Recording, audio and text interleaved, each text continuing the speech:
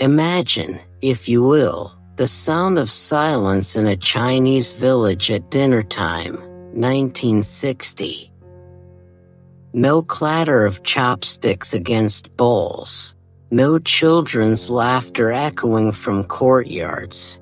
No steam rising from kitchen windows.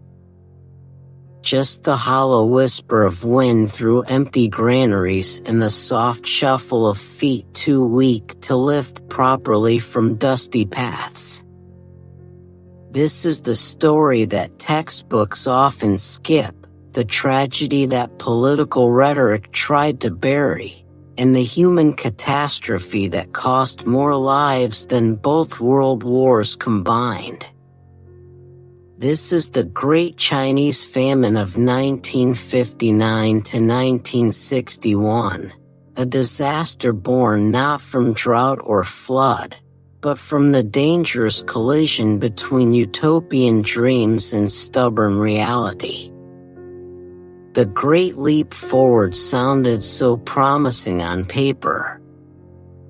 Picture Mao Zedong in 1958, standing before maps of China dotted with ambitious production targets, genuinely believing that willpower alone could transform his agricultural nation into an industrial superpower overnight. Steel production would double, grain harvests would soar, and China would surpass Britain economically within 15 years.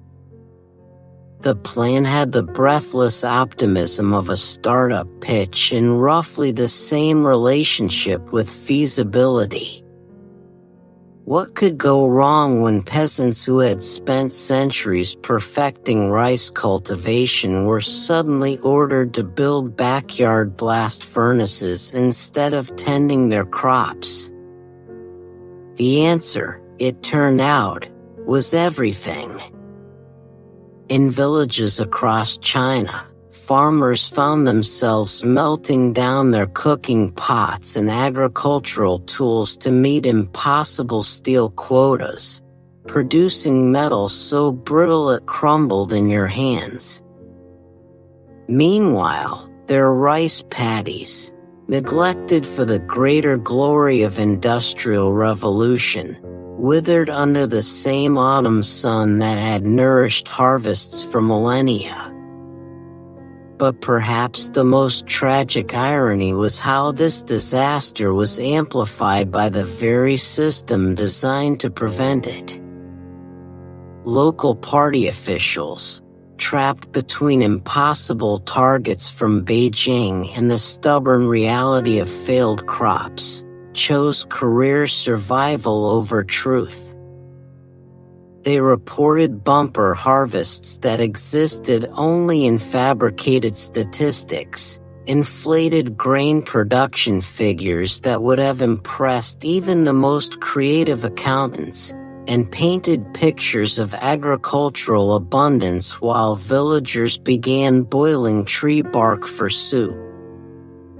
This wasn't mere bureaucratic incompetence. It was a system so divorced from ground-level reality that good news traveled up the chain like gossip while bad news died in filing cabinets. The human cost of these lies reveals itself in heartbreaking detail when you examine the daily reality of rural life during these years.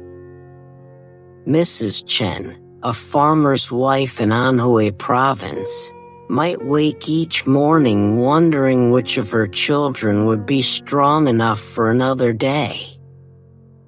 Breakfast became a cruel mathematical equation.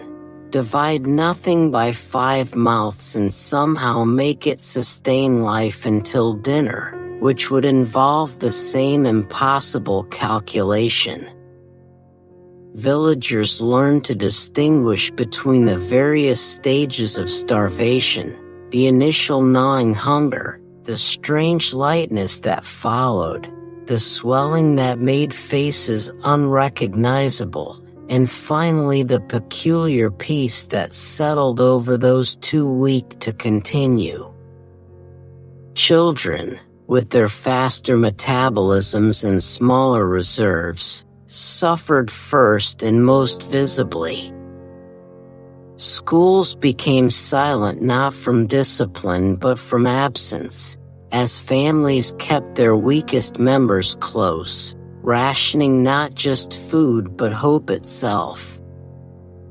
Teachers who remained found themselves discussing arithmetic problems about grain distribution that bore no relationship to actual grain availability, geography lessons about fertile lands that seemed like fairy tales, and history classes that suddenly felt ironically relevant to students living through their own historical catastrophe.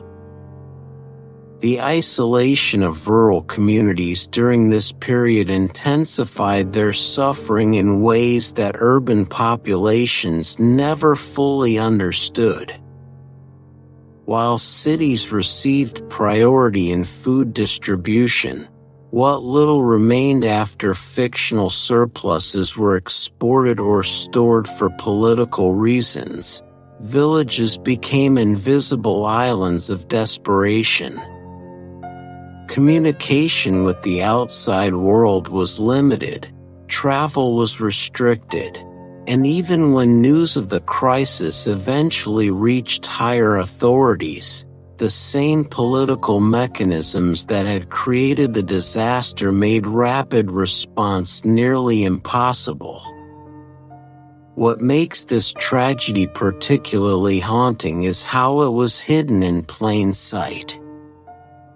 International observers noted China's declining health statistics and reduced agricultural exports, but the full scope of the catastrophe remained classified for decades.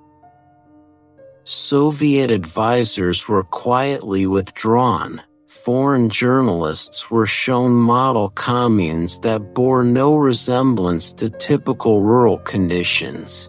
And even domestic reporting focused on heroic industrial achievements rather than the human cost of those achievements. The famine officially ended in 1961, though recovery took years longer for communities that had lost not just their immediate harvests but their seed grain, livestock, and working-age population. The return to more pragmatic agricultural policies, allowing private plots, reducing unrealistic targets, and permitting some market mechanisms, proved that solutions had always been available. The tragedy wasn't that China lacked the knowledge or resources to feed its people. It was that political ideology had been allowed to override practical wisdom and basic humanity.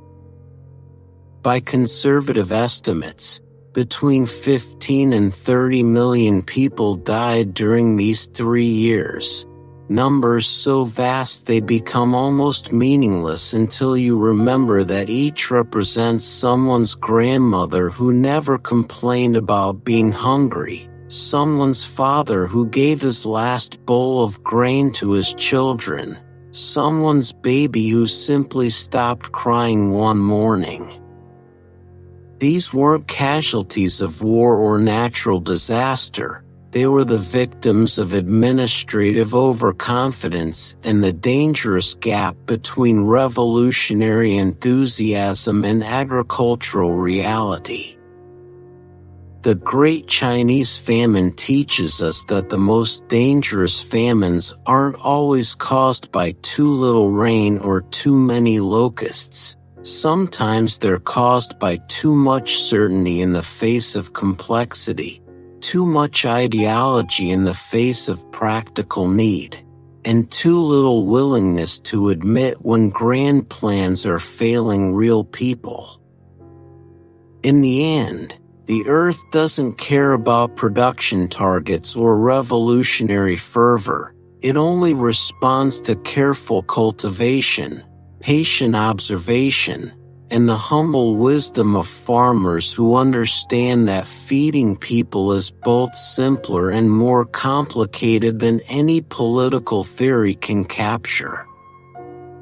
Sleep well, remembering that the greatest tragedies often arise not from malice but from the dangerous combination of good intentions and willful ignorance, and that the most important conversations are often the ones we're least comfortable having.